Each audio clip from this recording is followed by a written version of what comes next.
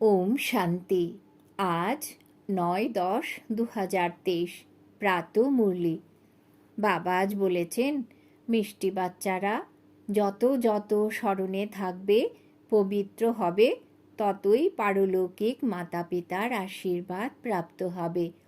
আশীর্বাদ প্রাপ্ত হলে তোমরা সদা সুখী হয়ে যাবে। আজকের প্রশ্ন, বাবা সকল বাচ্চাদেরকে কোন শ্রীমত দিয়ে কুকর্ম থেকে রক্ষা করেন?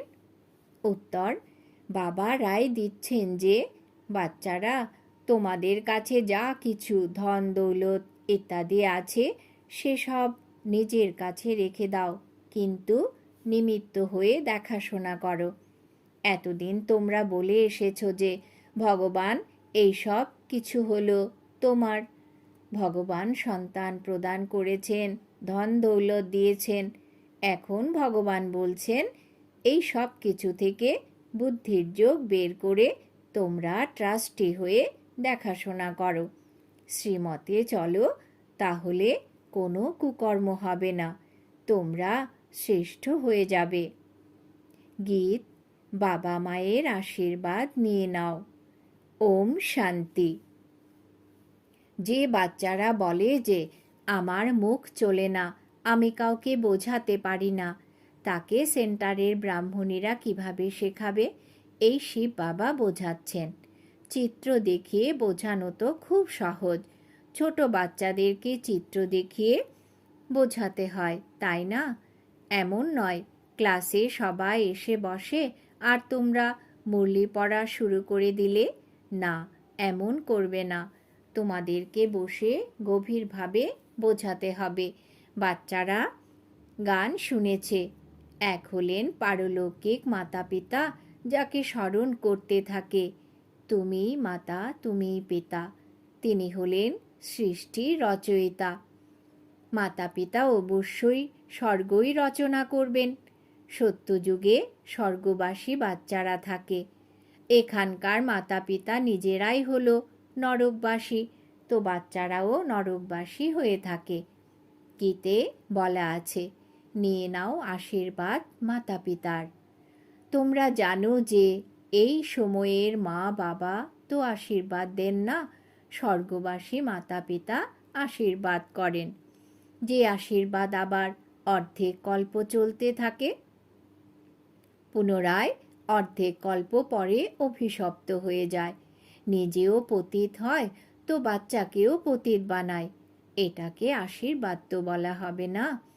অভিশাপ দিতে দিতে ভারতবাসী অভিশপ্ত হয়ে গেছে। কতই না দুঃখ। এই জন্য মাতা পিতাকে স্মরণ করতে থাকে।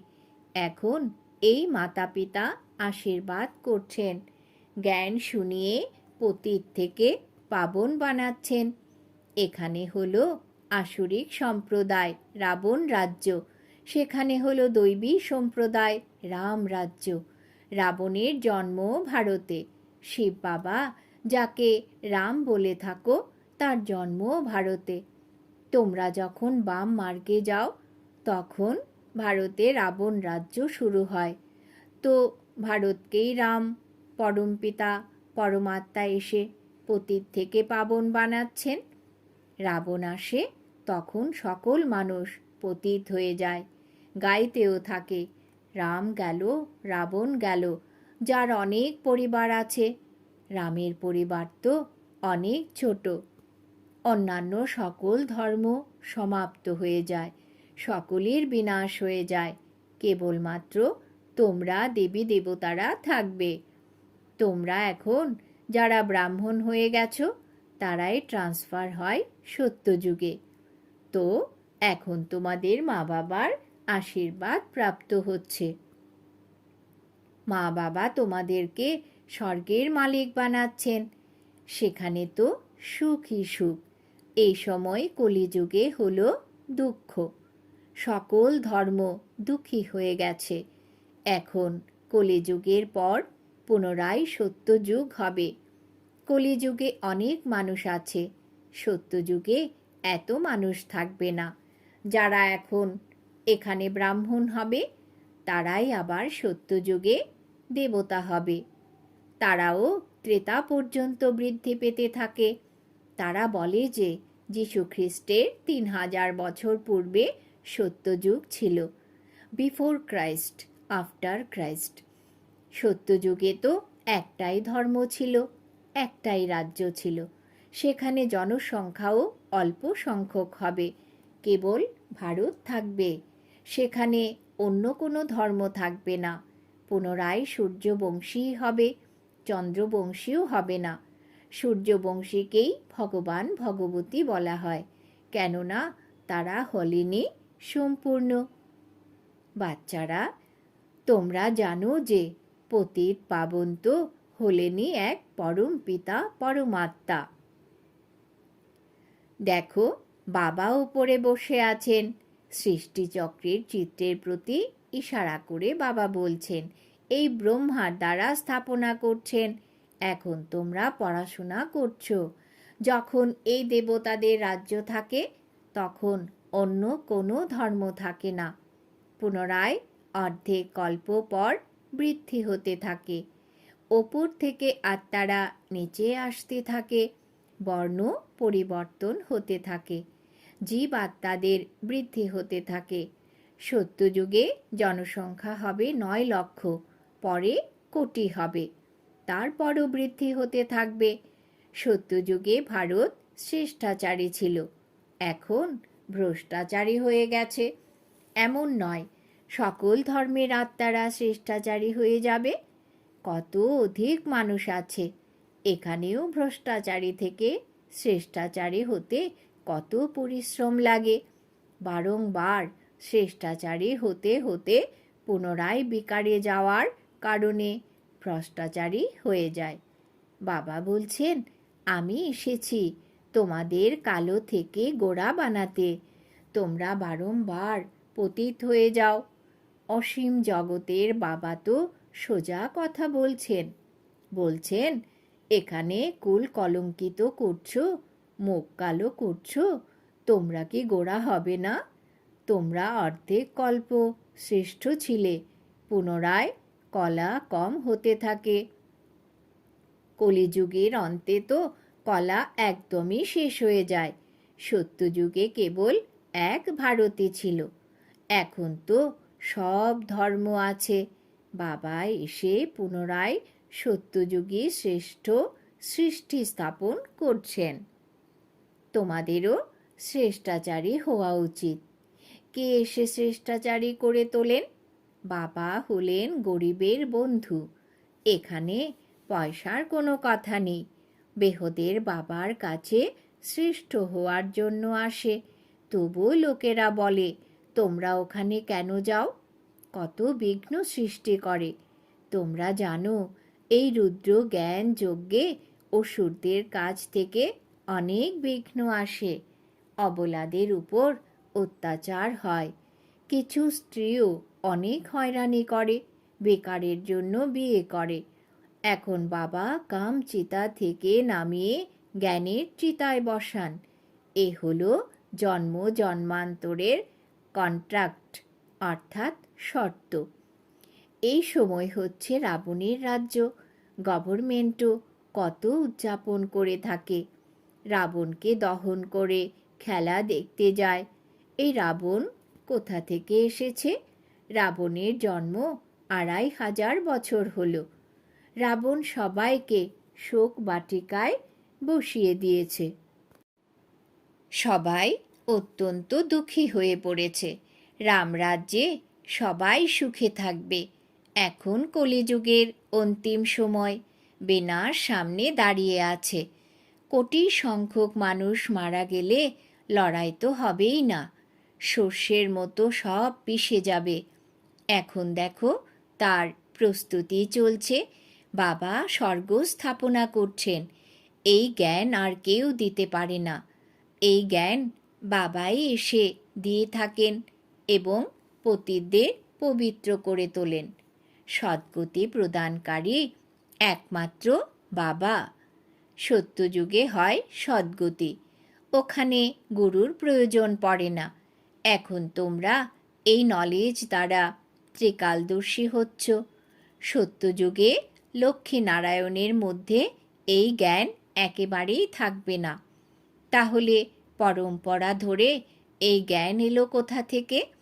এখন কলিযুগের শেষ।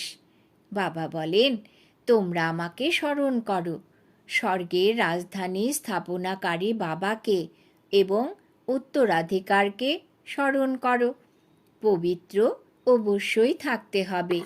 ওটা হলো পবিত্র দুনিয়া, আর এটা পতিত দুনিয়া। পবিত্র দুনিয়াতে কংস, জরাসন্ধ, হিরণ্যকশিপু ইত্যাদি থাকবে না। কলিযুগের কথাকে সত্যযুগে নিয়ে গেছে। শিব বাবা এসেছেন কলিযুগের অন্তিমে। আজ শিব বাবা এসেছেন, কাল শ্রীকৃষ্ণ আসবেন। শিব বাবা এবং শ্রীকৃষ্ণের পাঠকে মিশিয়ে দিয়েছে। শিব ভগবান উবাচ, ওনার কাছে পড়াশোনা করেই শ্রীকৃষ্ণের আত্মা এই পদ প্রাপ্ত করে। ওরা এরপর ভুল করে গীতায় শ্রীকৃষ্ণের নাম লিখেছে। এই ভুল আবারও হবে। মানুষ যখন ভ্রষ্টাচারী হয়ে যাবে, তখনই তো বাবা এসে শ্রেষ্ঠাচারী করে তুলবেন। শ্রেষ্ঠাচারী 84 জন্ম সম্পূর্ণ করে ভ্রষ্টাচারী হয়ে যায়। এই চক্রের ওপর বোঝানো তো খুব সহজ। বৃক্ষেও দেখানো হয়েছে। নিচে তোমরা বসে রাজযোগের তপস্যা করছো, ওপরে লক্ষ্মীনারায়ণের রাজ্য। তোমরা এখন কাণ্ডের নিচে বসে আছো, ফাউন্ডেশন তৈরি হচ্ছে। তোমরা জানো এরপর সূর্যবংশীয় কুলে যাব। রাম রাজ্যকে বৈকুণ্ঠ বলা হয় না, বৈকুণ্ঠ বলা হয় শ্রীকৃষ্ণের রাজ্যকে। তোমাদের কাছে এখন অনেক আসবে। এক্সিবিশন ইত্যাদির মাধ্যমে তোমাদের নাম প্রসিদ্ধ হবে। একে অপরকে দেখে বৃদ্ধি পেতে থাকবে। বাবা এসে এসবই বুঝিয়ে বলেন। চিত্র দিয়ে কাউকে বোঝানো খুবই সহজ। সত্যযুগের স্থাপনা ভগবান এসেই করেন। তিনি আসেন পতিত দুনিয়াতে, শ্যাম থেকে সুন্দর করে তোলেন। তোমরা হলে শ্রীকৃষ্ণের রাজধানীর বংশাবলী, প্রজাও আছে। বাবা ভালোভাবে বুঝিয়ে বলেন। নিরাকার শিব বাবা আত্মাদের বসে বোঝান যে তোমরা আমাকে স্মরণ করো। এটা হলো আত্মিক যাত্রা। হে আত্মারা, তোমরা নিজেদের শান্তিধাম নির্বাণধামকে স্মরণ করলে স্বর্গের উত্তরাধিকার পাবে। এখন তোমরা সঙ্গম যুগে বসে আছো। বাবা বলেন, আমাকে আর নিজেদের উত্তরাধিকারকে স্মরণ করলে তোমরা স্বর্গে আসতে পারবে। যে যত স্মরণ করবে আর পবিত্র থাকবে, ততই উচ্চ পদ পাবে। তোমরা কত আশীর্বাদ পাচ্ছ। ধনবান ভব, পুত্রবান ভব, আয়ুষ্মান ভব। দেবতাদের আয়ু অনেক দীর্ঘ হয়, সাক্ষাৎকার হয়। এখন এই শরীর ত্যাগ করে তারপর বাচ্চা হতে হবে। সুতরাং এটা বুদ্ধিতে আসা উচিত যে আমরা আত্মারা এই পুরানো শরীর ত্যাগ করে গর্ভে নিবাস করব। অন্তিমকালে যেমন মতি থাকবে তেমনই গতি হবে। বৃদ্ধ থেকে আমরা গিয়ে বাচ্চা কেন হব না? আত্মা এই শরীরের সাথে থেকেই কষ্ট অনুভব করে। আত্মা শরীর থেকে আলাদা হয়ে গেলে কষ্ট অনুভব হয় না। বাবা বলেছেন, আত্মা শরীর থেকে আলাদা হয়ে গেলে কোনো কষ্ট অনুভব হয় না। শরীর থেকে আলাদা হয়ে গেল তো সব শেষ। আমাদের এখন যেতে হবে মূল লোক থেকে। বাবা আসেন ফিরিয়ে নিয়ে যেতে। এটা হলো দুঃখধাম। এখন আমরা যাব মুক্তিধামে। বাবা বলেন, আমি সবাইকে মুক্তিধামে নিয়ে যাই। যে ধর্মাবলম্বীরা আছে সবাইকেই মুক্তিধামে যেতে হবে। ওরাও পুরুষার্থ করে মুক্তিধামে যাওয়ার জন্য। বাবা বলেন, আমাকে স্মরণ করলে আমার কাছে চলে আসবে। বাবাকে স্মরণ করে ভোজন করলে তোমরা শক্তি পাবে। অশরীরী হয়ে তোমরা পায়ে হেঁটে আবু রোড পর্যন্ত চলে যাও, কখনো তোমাদের ক্লান্ত লাগবে না। ব্রহ্মা বাবা শুরুতে এই প্র্যাকটিস করতেন। নিজেকে আত্মা মনে করে অনেক হালকা হয়ে পায়ে হেঁটে চলে যেতেন। একটু ক্লান্ত অনুভব হতো না। শরীর ছাড়া তোমরা আত্মা তো সেকেন্ডের মধ্যেই বাবার কাছে পৌঁছে যেতে পারো। এখানে এক শরীর ত্যাগ করে সেকেন্ডের মধ্যে লন্ডনে গিয়ে জন্ম নেয়। আত্মার মতো সূক্ষ্ম আর কোনো জিনিস হয় না। সুতরাং এখন বাবা বলছেন, বাচ্চারা, আমি তোমাদের নিতে এসেছি, এখন আমাকে স্মরণ করো। এখন প্র্যাকটিক্যালি তোমরা বেহদের পারলৌকিক বাবার আশীর্বাদ পাচ্ছ।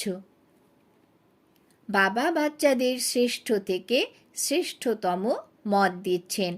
ধন দৌলত ইত্যাদি সব তোমরা নিজেদের কাছে রাখো, শুধুমাত্র ট্রাস্টি হয়ে চলো।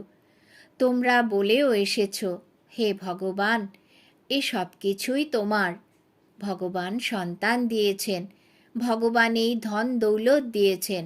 আচ্ছা, এরপর ভগবান এসে বলছেন, এই সব কিছু থেকে বুদ্ধিযুগ সরিয়ে তোমরা ট্রাস্টি হয়ে চলো।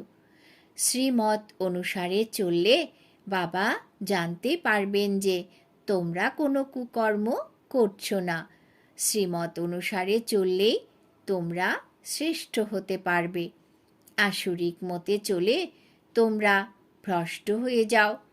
ভ্রষ্ট হতে তোমাদের অর্ধেক কল্প লেগেছে। 16 কলা থেকে 14 কলা হও, তারপর ধীরে ধীরে কলা হ্রাস পেতে থাকে। এতেও সময় লাগে, তাই না? আচ্ছা, মিষ্টি মিষ্টি হারানিধি বাচ্চাদের প্রতি মাতা পিতা বাপ দাদার স্মরণের স্নেহ সুমন আর সুপ্রভাত। আত্মাদের পিতা ওনার আত্মারূপী বাচ্চাদেরকে জানাচ্ছেন, নমস্কার।